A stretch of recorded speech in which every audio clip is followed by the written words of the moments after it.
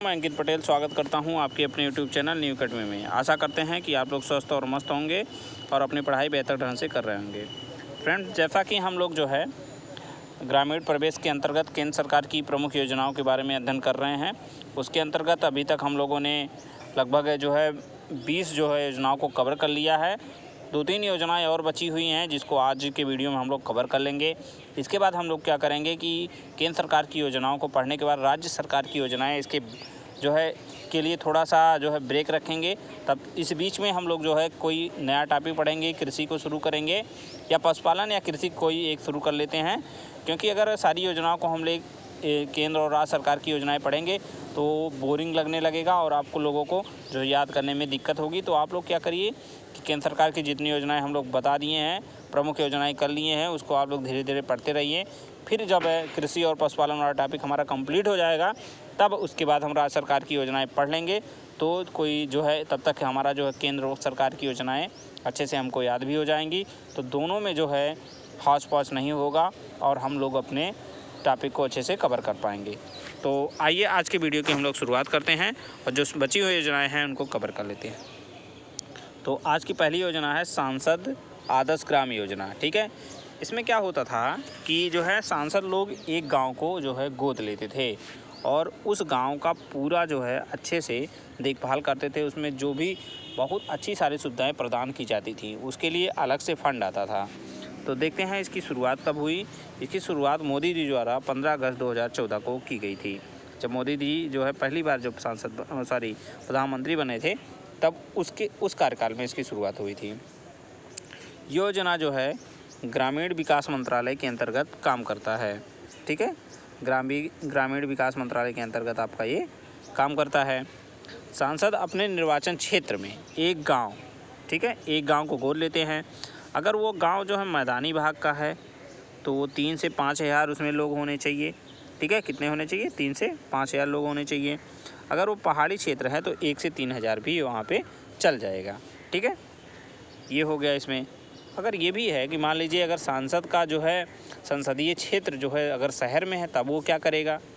अगर किसी सांसद का निर्वाचन क्षेत्र जो है शहर है तो वो अपने पास वाले जो है संसदीय क्षेत्र से कोई गांव गोद ले सकता है। ठीक है, आप लोग समझ गए हैं इतना। अब इसमें और कुछ फैक्ट हैं उसको देख लेते हैं कि वर्तमान में जो है 1484 गाँव का अभी तक गोद लिया जा चुका है। ठीक है, अगर ये पूछे कभी कि पहली गांव कौन था जिसको गोद लिया गया था तो पहली गांव जो है अंसारी गांव गुजरात का जिसको सांसद ने गोद लिया था। दूसरा गांव अगर पूछे तो बताएंगे तेलंगाना का आपका गंगा देवी पल्लवी गांव। ठीक है, अगर तीसरा गांव पूछा जाए तो हिवाड़े बाजार गांव महाराष्ट्र का। ठीक है, तो ये 3 पूछ सकता है, पहला दूसरा तीसरा, तो उसको हम ध्यान रखेंगे। अब ध्यान आगे आता है अगर भाई पूछ ले कि मोदी जी द्वारा कौन सा गांव गोद लिया गया तो मोदी जी जैसा कि आप लोग जानते हैं कि वाराणसी के सांसद हैं तो उन्होंने वाराणसी में जयापुर और नागेपुर 2 गाँव को गोद लिया था। अगर कभी पूछ ले भाई राहुल गांधी के बारे में तो राहुल गांधी ने जगदीशपुर अमेठी का एक गाँव गोद लिया हुआ था जो कि अमेठी का है, जगदीशपुर गाँव। तो आई होप आप लोग समझ गए, जैसा कि नाम से ही याद है सांसद आदर्श ग्राम योजना। इसमें मोटिव ये था कि जो है एक सांसद अगर एक गांव को गोद ले लेगा तो वो गांव जो है उसमें जो मूलभूत सुविधाएं हैं वो अच्छी हो जाएंगी। वो गांव जो है गांव में विकास बहुत अच्छा हो जाएगा। तो ऐसे कर के हर एक जो है साल के बाद या कुछ सालों के बाद ऐसे जब सांसद गोद लेने लगेंगे तो बहुत सारे गांव अच्छे हो जाएंगे। अगर गांव का विकास हो जाएगा तो भारत का विकास अपने आप हो जाएगा। ठीक है, तो इसका इसमें उद्देश्य था। अब देखते हैं दूसरा है आपका मातृत्व लाभ योजना। मातृत्व लाभ योजना जैसा कि आप लोग जो है नाम से ही समझ सकते हैं, मातृत्व मतलब माता जो है जब बच्चे को जन्म देती है, मतलब उससे रिलेटेड गर्भवती महिलाओं से रिलेटेड ये आपका जो है स्कीम है। तो आइए देखते हैं क्या था इसमें कि इसकी शुरुआत कब हुई। इसकी शुरुआत जो आपका होता है 31 दिसंबर 2016 को मोदी जी द्वारा। ठीक है, इसमें विशेषताएँ क्या है, मतलब इसमें क्या क्या आपको सुविधाएँ प्राप्त होंगी।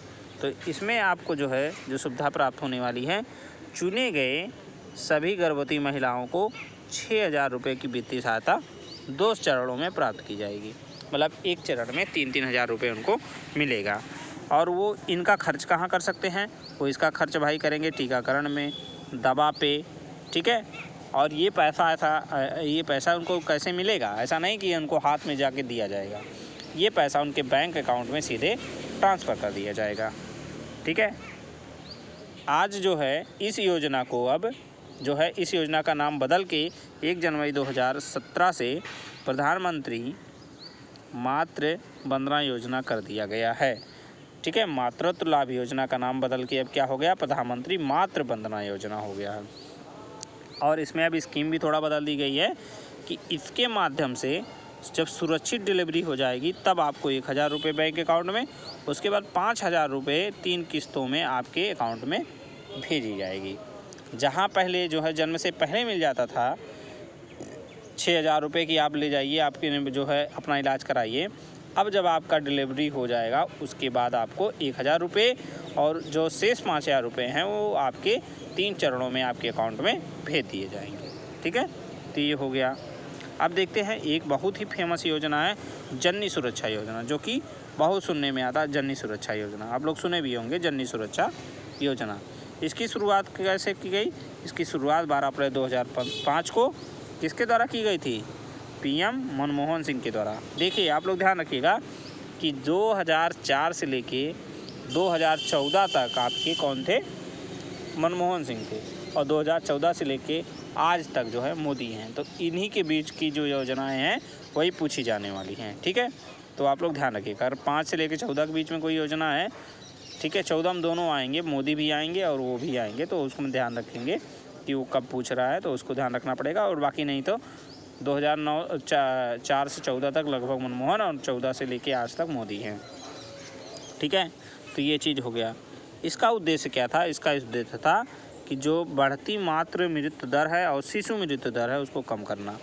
जननी सुरक्षा योजना का यही उद्देश्य था कि जो बच्चे का और माँ का जन्म के दौरान मृत्यु हो जाता है उसको कम करना था। यह योजना जो है NRHM national rural health mission के अंतर्गत, अगर इसका हिंदी में हम देखना चाहें तो राष्ट्रीय ग्रामीण सुरक्षा मिशन के अंतर्गत काम करता है, ठीक है। किसके अंतर्गत? राष्ट्रीय ग्रामीण सुरक्षा मिशन के अंतर्गत ये काम करता है। इस योजना का लाभ जो है 19 वर्ष से अधिक की महिलाओं को 2 जीवित प्रसवों के समय दिया जाता था, ठीक है।